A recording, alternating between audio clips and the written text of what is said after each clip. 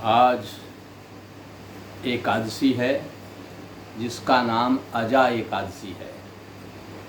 यह अजा एकादशी समस्त पुण्यों को देने वाली है। इसका व्रत करने से भगवान विष्णु प्रसन्न होते हैं। तो आज हम आपको बताएंगे कि अजा एकादशी का व्रत कैसे करना चाहिए, किस प्रकार से भगवान का पूजन करके और भगवान को प्रसन्न करते हैं और इसके श्रवण करने से क्या फल मिलता है, ये सब आज आपको श्रवण कराया जाएगा। एक बार राजा युधिष्ठिर भगवान कृष्ण के पास में गए और भगवान कृष्ण के पास में जाकर के चरणों में निवेदन किया। भगवान कृष्ण ने कहा, कहो युधिष्ठिर, किस प्रकार से आना हुआ और आपको क्या दुख है। युधिष्ठिर बोले, प्रभु मुझे कोई दुख नहीं है, बस मैं भगवान की कथा श्रवण करना चाहता हूँ, भगवान के चरित्रों को श्रवण करना चाहता हूँ। आपकी कृपा से मुझे सभी प्रकार के सुख प्राप्त हैं और वो सुख इसीलिए प्राप्त हैं कि मैं हमेशा आपके चरित्रों को श्रवण करता रहता हूँ। जो हमेशा भगवान की कथा वार्ता श्रवण करता रहता है, भगवान के भजन स्मरण में ही समय को व्यतीत करता है, उसके पास भला किस बात की कमी रह सकती है।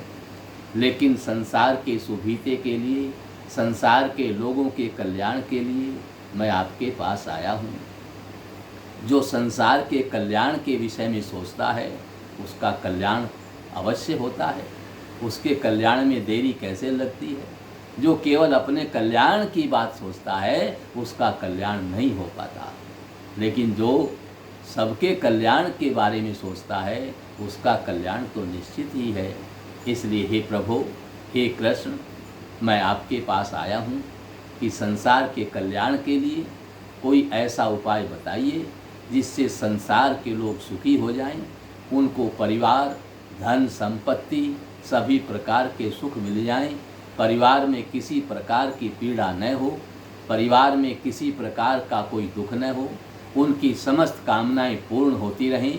ऐसा कोई उपाय आप हमें बताइए। इस प्रकार से युधिष्ठिर के पूछने पर भगवान श्री कृष्ण ने कहा कि सबसे पहले हम यानी संसार के लोगों को अपना और अपने परिवार का कल्याण करने के लिए एकादशी व्रत करना चाहिए। एकादशी व्रत करने के लिए दशमी को ही संकल्प ले लें कि मुझे कल एकादशी व्रत करना है और दशमी को ही शाम को भोजन न करें। अगर आवश्यकता है तो सूर्य के रहते रहते भोजन कर लें, सूर्यास्त के बाद न करें। सवेरे ब्रह्म मुहूर्त में उठ करके स्नान करके स्वच्छ हो करके, शुद्ध हो करके, शुद्ध वस्त्र धारण करके भगवान लक्ष्मी नारायण का पूजन करें। भगवान लक्ष्मी नारायण के तिलक स्नान करावे, तिलक लगावे, धूप दीप तिलक चंदन आदि से षोडशोपचार से भगवान का पूजन करें। पाद्य अर्घ्य, पाद्यम समर्पयामि, अर्घ्यम समर्पयामि, स्नानम समर्पयामि, आचमनीयम समर्पयामि, गंधम समर्पयामि, अक्षतम समर्पयामि, पुष्पम धूपम दीपम नैवेद्यम। और उनको जो है इस प्रकार से भोग लगा करके और भगवान की कथा को श्रवण करें। तो भाद्रपद मास की जो एकादशी है इसका नाम अजा एकादशी है। भगवान श्री कृष्ण बोले, हे युधिष्ठिर, भाद्रपद मास की कृष्ण पक्ष की जो एकादशी है इसका नाम अजा एकादशी है। यह परिवार में सुख शांति समृद्धि धन आदि को देने वाली है। इसको करने से समस्त प्रकार के क्लेश दूर होते हैं। इस प्रकार भाद्रपद मास की कृष्ण पक्ष की एकादशी को प्रातःकाल में इस प्रकार से भगवान का पूजन करें और एकादशी की कथा श्रवण करें। एकादशी की कथा बताते हैं, भगवान श्री कृष्ण ने कहा, युधिष्ठिर, भाद्रपद मास के कृष्ण पक्ष की एकादशी बहुत पुण्यों को देने वाली है और ये सब प्रकार के सिद्धियाँ और फल प्राप्त होते हैं। एक बार जब राजा हरिश्चंद्र का अपने नाम सुनाई है, उसको जब पत्नी भी चली गई, राज्य भी चला गया, पुत्र भी चला गया और स्वयं भी उसने अपने आप को बेच दिया और वह शमशान में रह करके और यातना भोगने लगा। परिवार का दुख, पुत्र का दुख उसको रात दिन सताता रहता था। मेरी पत्नी पता नहीं कहाँ कैसे दुखी होगी, मेरा पुत्र पता नहीं कहाँ कैसे दुखी होता फिरता होगा। और इस प्रकार से राजा हरिश्चंद्र रात दिन चिंता में डूबे रहते थे। उनको किसी प्रकार से भी शांति नहीं मिल रही थी। एक समय की बात है कि गौतम ऋषि राजा हरिश्चंद्र के पास में आए। उन्होंने राजा को देखा, तब राजा के पास में गौतम ऋषि चले गए। गौतम ऋषि ने ब्राह्मण को आया हुआ देख करके इनके चरणों में प्रणाम किया और जो भी इनके पास व्यवस्था थी उनकी भूरी भूरी सेवा की और भूरी भूरी प्रशंसा की और उनको प्रसन्न कर लिया। गौतम ऋषि जब प्रसन्न हो गए तो उन्होंने कहा, राजन आपके मुख पर चिंता है, ये चिंता का क्या कारण है? आप मुझे बताइए, मैं अवश्य आपकी चिंता का निवारण करूँगा। जो ब्राह्मण को प्रसन्न कर देता है, ब्राह्मण उसकी चिंता का निवारण अवश्य करता है।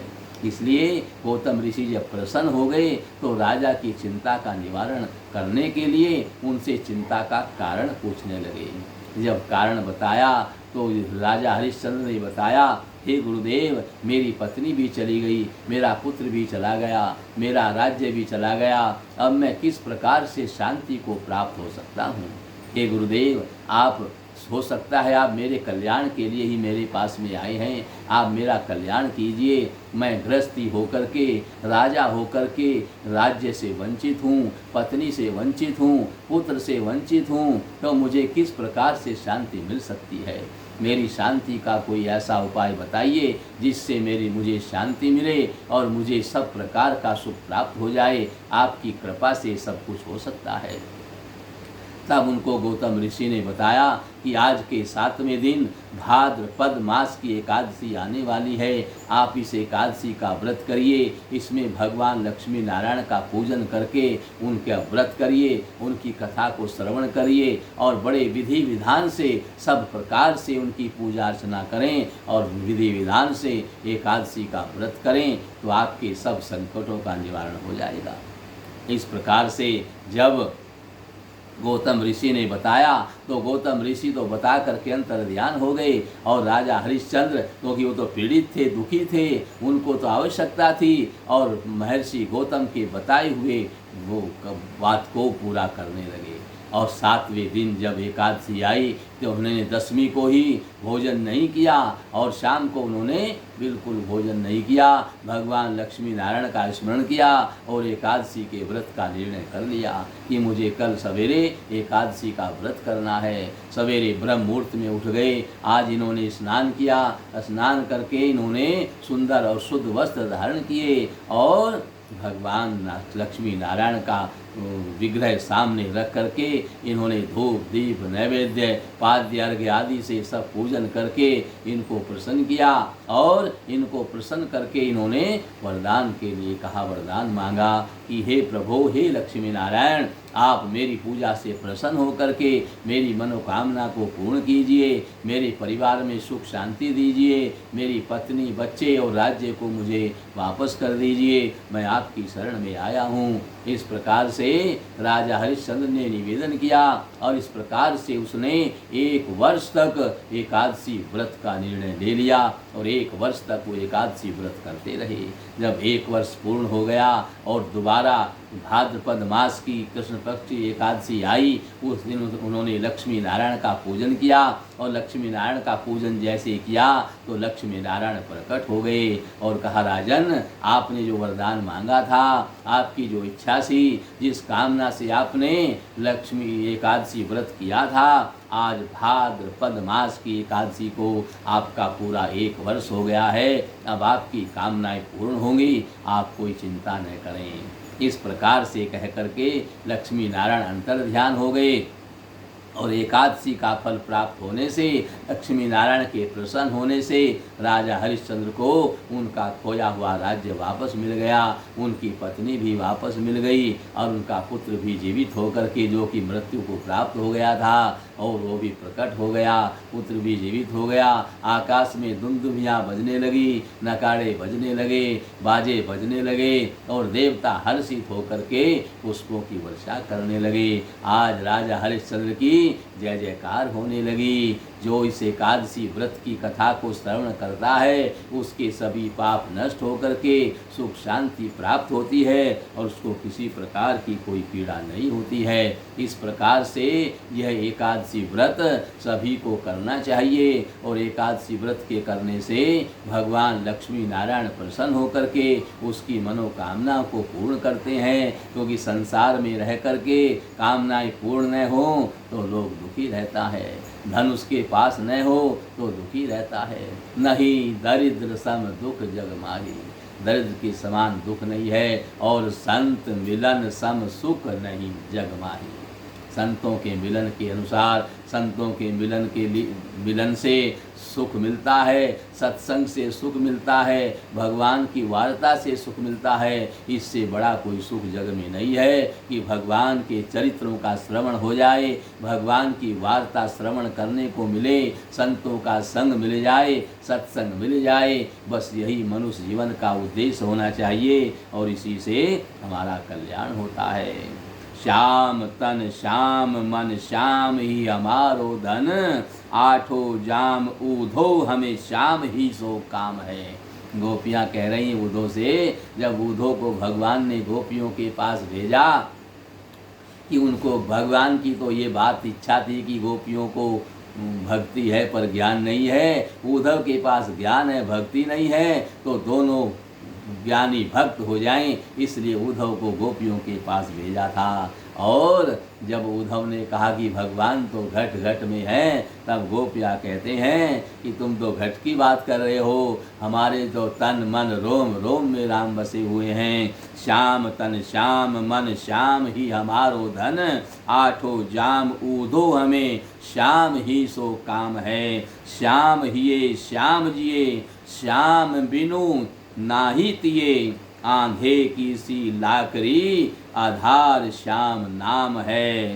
श्याम गति श्याम मति, श्याम ही है प्राणपति, श्याम सुखदाई सो भलाई शोभा धाम है। ऊधो तुम भय भोरे, पाती लेके आए दोरे, जोग कहाँ राखे यहाँ रोम रोम श्याम है। गोपियाँ कहती हैं ऊधो तुम ये चिट्ठी ले करके दौड़ रहे हो, यहाँ तो हर समय श्याम ही है, मन में भी तन में भी धन में भी रोम रोम में श्याम बसा हुआ है। श्याम के अलावा कुछ नहीं है और दुनिया से हमें कोई काम नहीं, केवल श्याम से ही हमें काम है और किसी से हमें कोई काम नहीं है। श्याम के अलावा हमें कोई देखता नहीं है, श्याम के अलावा हमारे हृदय में कोई आता नहीं है, और श्याम ही हमारा प्राणपति है, श्याम ही मति है, श्याम ही गति है और श्याम ही हमारे प्राणपति हैं। श्याम के सिवा कुछ रहा ही नहीं, जित देखो तित श्याममयी है। किसी भौतिक सुख के लिए या सांसारिक ताप की निवृत्ति के लिए भगवान से प्रार्थना करना छोटी बात है। उनसे क्या मांगा जाए? हमारे कारण हमारे कोटि कोटि प्राण प्रियतम को कुछ भी कष्ट हो, यह प्रेमी साधक कैसे सहेगा। एक समय की बात है, अर्जुन और भगवान श्री कृष्ण रथ पर कहीं जा रहे थे। अर्जुन को प्यास लगी तो पास ही एक कुटिया थी, वहाँ कुटिया में उन्होंने गए और वहाँ देखते हैं कि एक वृद्धा तपस्विनी मस्त होकर के भजन कर रही है। अर्जुन ने आश्चर्य से देखा, कुटिया के भीतर तेज और नंगी तलवार और पिटाए हुए भोले लटके हैं। अर्जुन ने विनय पूर्वक पूछा, माँ यह किस लिए? वृद्धा तपस्विनी ने कहा। अर्जुन ने जब विनय पूर्वक पूछा तो उसने वृद्धा तपस्विनी ने कहा, अर्जुन और द्रौपदी का वध करने के लिए तलवार रखी है। अर्जुन घबरा गया और पूछने लगा, माँ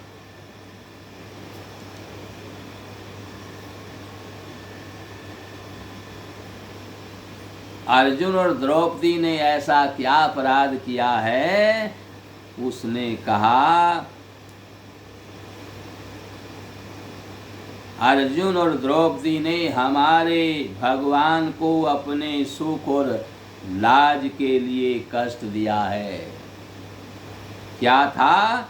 अर्जुन हार गया होता, हमारे श्याम सुंदर के हाथ में उसने घोड़े की लगाम थमा दी और उस प्यारे का शरीर बाणों से बिंध गया, लहू लुहान हो गया।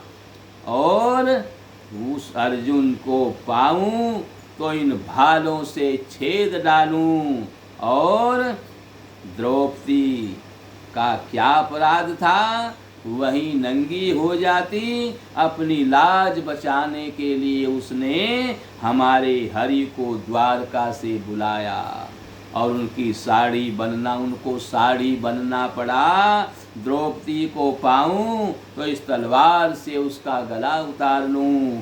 वे अपने को भक्त कहते हैं, पर उन्हें ध्यान नहीं कि उनके कारण श्याम सुंदर को कितना कष्ट उठाना पड़ा।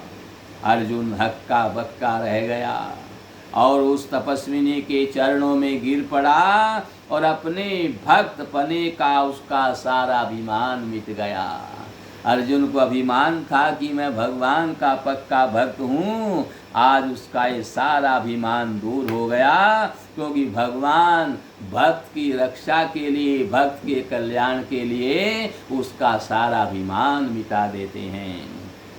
जो व्यक्ति संसार के भय से आर्त होकर अथवा अपनी किसी अर्थ के साधन के लिए परमात्मा को भजता है, तो वह भक्त कैसा है? एक भावुक भक्त ने गीता के आर्तो जिज्ञासुरर्थार्थी ज्ञानी का बहुत सुंदर अर्थ किया है। अर्थ वह है जिसका चित्त भगवान से मिलने के लिए व्याकुल हो। जैसे सीता जी लंका में रहते समय सीता जी का मन था, वैसे ही भक्त का जी भी संसार में घबराता है और उसकी आंखों से भगवान के लिए सौ आंसू की धारा बहती रहती है।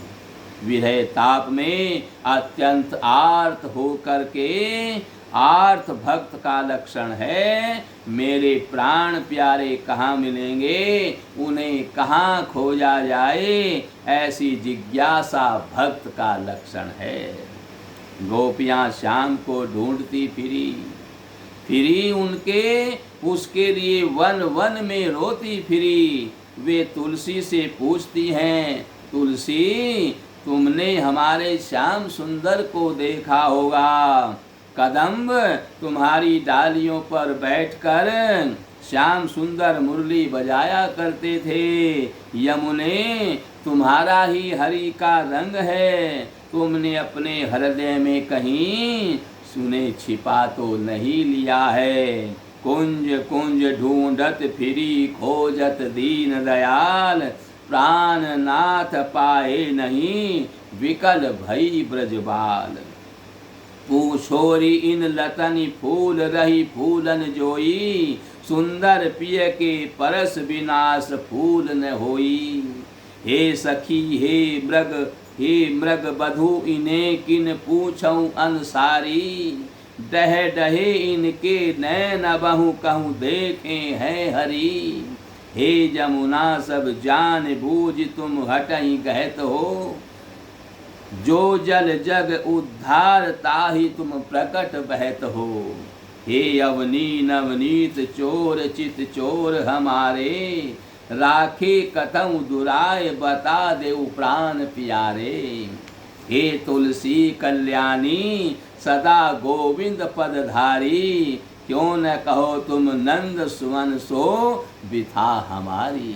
गोपियाँ इस प्रकार से भगवान के विरह में ही हमेशा घूमती रहती थी, और भगवान के विरह में ही केवल जो व्याकुल रहता है उसे आर्त कहते हैं। जो संसार की कोई कामना नहीं करता उसे आर्त कहते हैं। जो केवल आर्त भाव से भगवान को पुकारता रहता है, यही जिज्ञासा है, यही जिज्ञासा की भक्ति है। ऐसा भक्त आर्त भक्त से बढ़कर है। यह जिज्ञासा ही प्रभु में एकांत अनन्यता का भाव उत्पन्न करती है, और तभी यह भीतर झलकता है कि हमारे जीवन का एकमात्र अर्थ श्याम सुंदर है। ऐसे ही एकमात्र प्रभु को ही परम अर्थ मानने वाले भक्त को अर्थार्थी भक्त कहा गया है। ऐसे ही भक्त के तन मन धन प्राण सर्वस्व एकमात्र हरि होते हैं। हरि के सिवा कुछ नहीं रह जाता। मन चित्त बुद्धि आदि सारी इंद्रियां केवल श्याम सुंदर का ही विषय करती हैं। वहाँ आठों याम श्याम ही सो काम है, और क्या क्या रोम रोम श्याम ही श्याम है। दूसरा कुछ है ही नहीं। जहाँ दृष्टि जाए वहीं श्याम सुंदर है, और जगत की ओर से अंधा हो जाना यही है। मन यदि इंद्रियों का साथ न दे तो विषय दिखे ही नहीं, और यहाँ मन तो मनमोहन में लगा हुआ है, फिर इंद्रियां भी उनके सिवा क्या देखें क्या सुनें। इस तरह श्री कृष्णमय जगत को देखने वाली गोपियों की एक बड़ी ही मधुर गाथा है। एक दिन एक गोपी ने पूछा, बहन क्या कहूँ, नंद बाबा गोरे, यशोदा जी गोरी, दाऊ जी गोरे, घर में सभी गोरे हैं, पर हमारे श्याम सुंदर ही सांवरे कैसे हो गए। इस पर एक कृष्ण दर्शनमयी गोपी ने कहा, बहन क्या तू इतना भी नहीं जानती, हरी कजरारी आखियान में बसो रहत दिन रात, पीतम प्यारो ये सखी ताते सांवर गात। गोपी की कजरारी आँखों में केवल श्री कृष्ण ही बसते हैं। जगत में उनकी आँख और किसी को देखती ही नहीं है। भगवान के सिवा उनके लिए कुछ रहा ही नहीं। आँखें जहाँ जाती हैं वहाँ केवल हरि ही हरि होते हैं। श्रृंगार की भाषा में प्रेम की इतनी ऊंची दार्शनिक परिभाषा कहीं नहीं लिखी गई है। हरि को देख लेने पर संसार का कोई रूप कोई सौंदर्य खींच नहीं सकता। उसे देख लेने के बाद जगत तुच्छ हो जाता है। जगत की ओर से आँख उठ जाती है और कुछ रहता ही नहीं। तमाम श्याम सुंदर हो जाता है। राधे राधे राधे।